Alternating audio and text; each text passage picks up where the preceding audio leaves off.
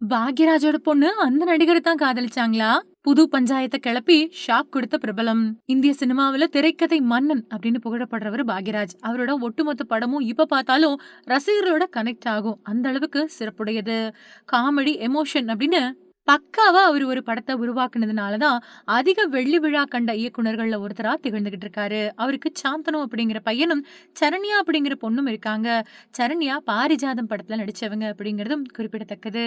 இந்த நிலையில அவங்கள பத்தி பிரபல பத்திரிகையாளர் சபிதா ஜோசப் பேசியிருக்கக்கூடிய விஷயம் ஷாக்க குடுத்திருக்கு. இந்திய திரையுலகத்துல திரைக்கதை மன்னன் அப்படின்னு புகழப்படுறவரு பாக்யராஜ். அவரோட திரைப்படங்கள பார்க்கும்போது ஒரு காட்சியில கூட சலிப்பு தட்டாம மொத்த ரசிகர்களும் அந்த கதைக்குள்ளேயே போயிடுவாங்க. அந்த அளவுக்கு மாயத்த தன்னோட ஒவ்வொரு படத்துலயும் விடாம செஞ்சுகிட்டே வந்தவர் அவரு. அதனால அவருக்குன்னு இன்னைக்கு வரைக்கும் பலரும் ரசிகர்களா இருக்கிறாங்க. இப்ப கூட அவரோட படங்கள டிவில போட்டா எல்லாருமே உட்கார்ந்து பார்த்து ரசிப்பாங்க. பாரதி ராஜா கிட்ட உதவி இயக்குனரா இருந்த அவரு பல படங்களுக்கு தூணா இருந்திருக்கிறாரு. பாரதி ராஜா இயக்கி சிவப்பு ரோஜாக்கள், புதிய வார்ப்புகள் மாதிரியான படங்களுக்கு கதையையும் எழுதியிருக்கிறாரு. அதுக்கப்புறம் தான் சுவரில்லாத சித்திரங்கள் படத்தின் மூலமா இயக்குனரா அறிமுகமான அவரு முதல் படத்திலேயே தன்னோட கதையாலையும் திரைக்கதையாலையும் கவனிக்கப்படக்கூடிய இயக்குனரா மாறினாரு. சுவரில்லாத சித்திரங்கள் படத்துக்கு பின்னாடி அவர் இயக்குன ஒரு கை ஓசை, மௌன கீதங்கள், இன்று போய் நாளை வா, விடியும் வரை காத்திரு, அந்த 7 நாட்கள், தூறல் நின்னு போச்சு, முந்தானை முடிச்சு, தாவணி கனவுகள், சுந்தர காண்டம், ராசுக்குட்டி அப்படின்னு அவர் இயக்குன அத்தனை படங்களுமே ஹிட் அடிச்சது. அவரோட ஸ்பெஷாலிட்டி என்ன அப்படின்னா A centre, B centre, C centre அப்படின்னு அத்தனை சென்டர்களையும் பாக்யராஜுக்குன்னு ரசிகர்கள் இருந்தாங்க. இதுக்கிடையில பாக்யராஜோட முதல் மனைவி உடல்நல குறைவால உயிரிழந்துட்டாங்க. அதுக்கப்புறம் தான் நடிகை பூர்ணிமாவை காதலிச்சு கல்யாணம் பண்ணிக்கிட்டாரு பாக்யராஜ். அவங்களுக்கு தான் சாந்தனு அப்படிங்கிற பையனும், சரண்யா அப்படிங்கிற பொண்ணும் இருக்காங்க. சாந்தனு தமிழ் சினிமாவில் அடையாளப்பட்ட நடிகர்கள ஒருத்தரா இருக்காரு. சரண்யாவோ பாரிஜாதம் அப்படிங்கிற ஒரே ஒரு படத்துல மட்டும் தான் நடிச்சாங்க. சூழல் இப்படி இருக்க தனக்கு ஒரு ஆண் குழந்தை இருக்கிறதா ஒரு பேட்டியில சரண்யா சொன்னாங்க. ஆனா கணவர் யார் அப்படின்னு சொல்லவே இல்ல.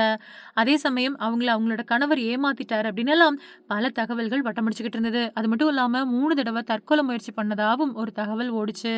ஆனா அது எந்த அளவுக்கு உண்மை அப்படிங்கிறது தெரியல. இந்த நிலையில பாக்யராஜோட பொண்ண பத்தி பிரபல பத்திரிகையாளர் சபிதா ஜோசப் ஒரு விஷயங்கள்ல இந்த நிலையில பாக்யராஜோட பொண்ண பத்தி பிரபல பத்திரிகையாளர் சபிதா ஜோசப் பல விஷயங்கள பேட்டி ஒண்ணுல பேசியிருக்காரு.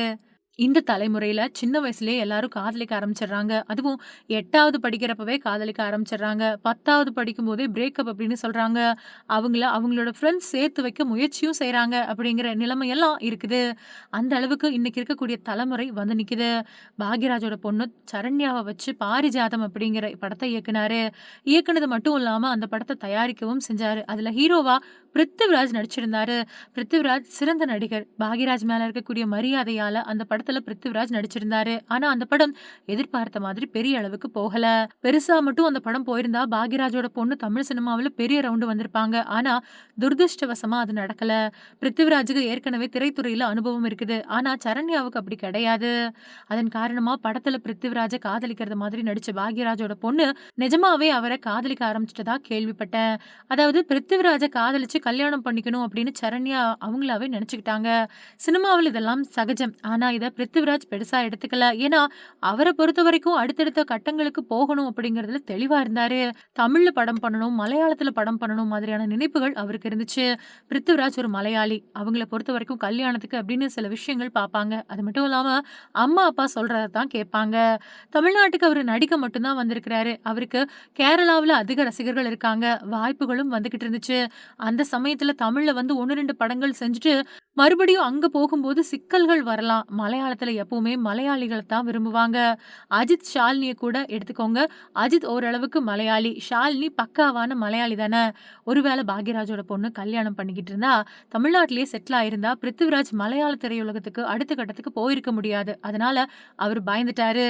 அதனால தான் அந்த காதல் வேணாம் அப்படின்னு அவரு ஒதுக்கிட்டாருன்னு நினைக்கிறேன் அப்படின்னு சொல்லியிருக்காரு.